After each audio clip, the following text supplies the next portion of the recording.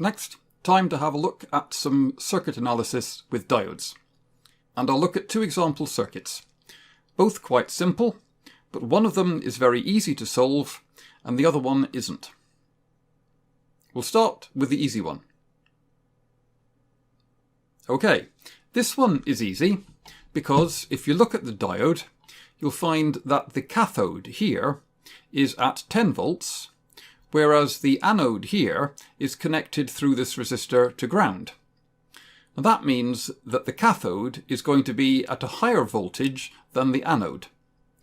Current is trying to flow through the diode this way. This diode, in other words, is reverse biased. And we know that the current flowing through a reversed biased diode is, assuming that the voltage across the diode is more than a few tens of millivolts or so, is going to be the saturation current of the diode. And we're told the saturation current of this diode is 1 nanoamp, therefore 1 nanoamp of current would be flowing. We can test this on the simulator to see if it agrees. I can tell what the current was going to be through the diode by adding an ammeter into the circuit. I'll just add it in here and it says 1 nanoamp, as expected, equal to the saturation current of the diode. Okay, that was the easy one. And now, a much more tricky one. All I've done is to turn the diode round. So this diode is now forward biased. We're going to get an appreciable current flowing through the diode. Now, how do you work out what the current is going to be? Well, we could start with nodal analysis. We know the voltage at this point in the circuit here is going to be 10 volts. We have a diode here, and we don't know the voltage at this point in the circuit here, so I'll just call that V for now, or VA, we'll call this node A. Then we have a resistor which goes down to ground. I won't bother to apply Kirchhoff's current law to that node in the circuit. I will just define the current flowing through both the resistor and the diode as being I.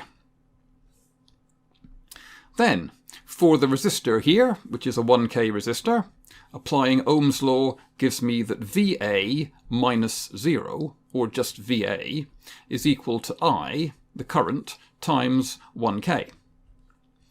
And for the diode, I have Shockley's equation, which tells me that the voltage across the diode is related to the current flowing through the diode by the current through the diode is the saturation current of the diode times e to the power of the voltage across the diode, in this case 10 minus VA, divided by the ideality factor, 2, times 25 millivolts at room temperature, minus 1.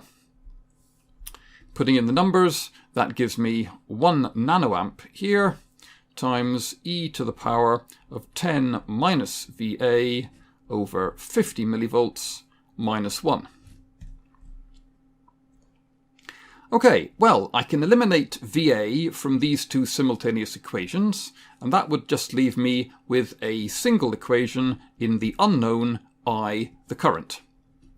1 nanoamp times e to the power of 10 minus I times 1K over 50 millivolts minus 1. I have a single equation in one unknown. Only problem is, it's a non-linear equation, the I appears twice in the equation, and there is no analytical way to solve this equation. I cannot come up with a solution I equals something in terms of the quantities that I already know. So, what do you do? Well, we could go and ask the simulator. And the simulator is quite happy to give us the answer. 9.198 milliamps. How did it work that out? Well, it does it by a process called iteration. It has a guess, and it works out the currents and voltages that would correspond to that guess.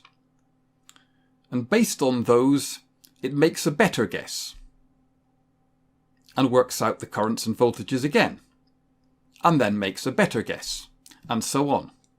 And it does this in a hopefully fairly intelligent way, which means that it doesn't have to make many guesses in order to get to an answer which is very close to the exact answer. And this process of iteration is the key technique for solving circuit analysis problems involving forward biased diodes.